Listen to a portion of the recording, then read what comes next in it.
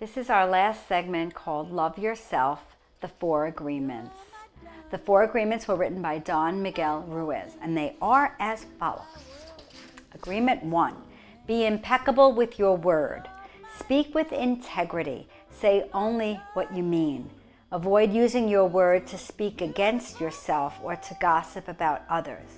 Use the power of your word in the direction of truth and love.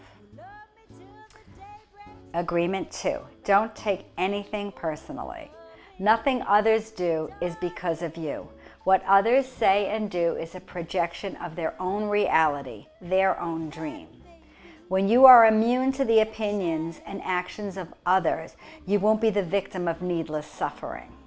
It's a big one for most people. We're all so sensitive.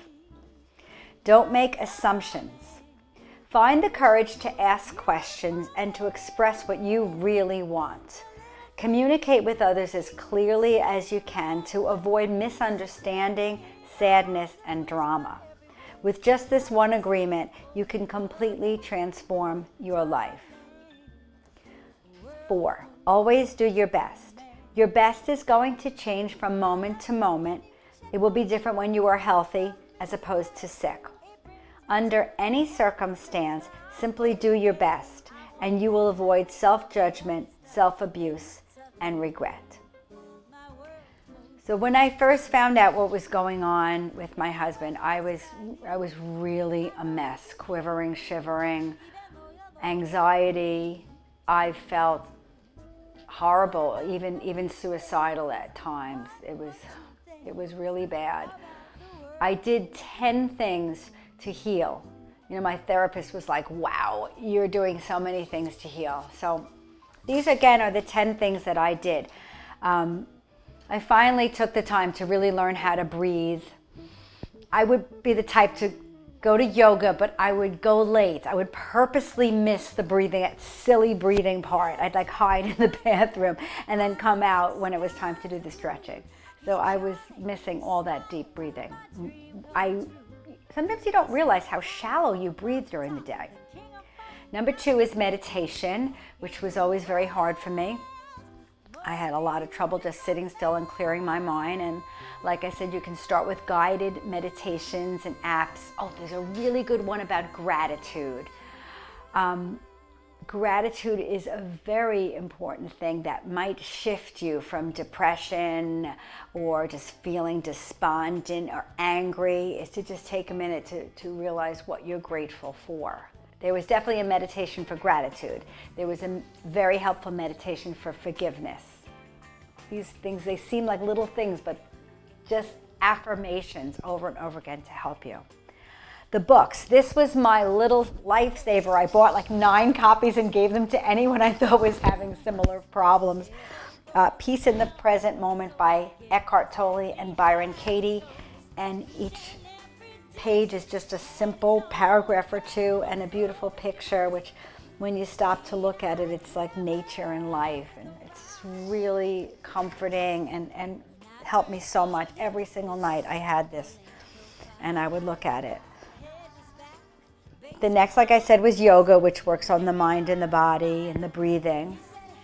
Balances a lot of your inner organs and really helps balance you in many ways, more ways than one.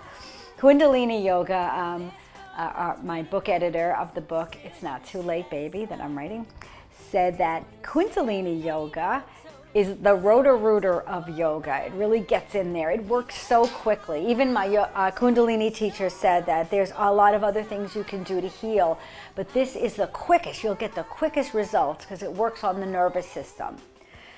So that was one thing I did, and I do that a lot. I do that like 4 times a week, because when you're a quivering, shivering mess, you need something. Otherwise, you'll go bananas if you don't do something to help yourself. Cardio is very important because it releases those happy endorphins. For me, it's dancing. I love the music. I love dancing with other ladies. I feel like we're all a bunch of women with like ADHD, and we're all jumping up and down like crazy people, dancing and smiling. And it's just really great and makes you very happy. Therapy is very important. I'm going to skip to psychiatry because I did go for a year to a psychiatrist and I was on meds for a year. And I had stopped going to therapy for a while, and the therapist said, you need to keep seeing a therapist because that prevents you from taking that pill. That helps you, that extra time to vent and to have someone help you sort it out can prevent you also from the pill, the anxiety meds. That the Kundalini yoga helped me get off of the meds too. But the psychiatrist was wonderful. I loved speaking with her. She was really helpful and said some great things to me. One of the best things she said was that how when you get married and you have children, the husband immediately takes a back seat to the children, and you have another child. I only had one, but the husband keeps taking the back seat. And we women sometimes are so quick to complain if our husbands aren't romantic. Like look at what they do when you have children, and like, how come women can't be a little bit more like that? You know, it's interesting. It just makes you think, like, wow, yeah, didn't think about that one. Creativity. My therapist was the one who told me to write music. I've written music before, and she said, write about your feelings. And there were times where I remember being upstairs and my husband had not spoken the truth to me. He's told me a lie and told me that he was in love with someone else when that wasn't the truth. And I just remember wanting to jump out of my skin. Like I didn't know how to be standing and getting dressed, and I didn't know how to be. I didn't know what to do. I was such a mess. And I remembered my therapist saying, write music. And I just ran down to the piano and I started writing. And it seemed like the only thing that I could do. And it just poured out. The music just poured out. And it was a beautiful gift to be able to do this. And many people have other gifts, even if it's just speaking to someone, helping someone, drawing, sewing, anything you can do to be creative. It's a beautiful outlet. And aromatherapy. Right here I have my little lavender and my diffuser that I use. My therapist also told me about this. She said, rub it on your feet. I mean, I was a mess. You have to understand. I was like quivering, shivering. I had a Xanax in my stomach, an Eckhart Tolle book on my lap, crying in bed, rubbing lavender oil on my feet. I mean, that's how bad it was. So have I learned to love myself? Yes. Am I glad this happened to me? Kinda. You know, my husband and I were married. What does it mean to marry? You know, in nautical terms, it's to tie two ropes together, to unite. You know, I never thought he was my soulmate until after this all happened, after this all went down. I'm like, oh, I think we were meant for each other. It was our common music and things that we loved that brought us together.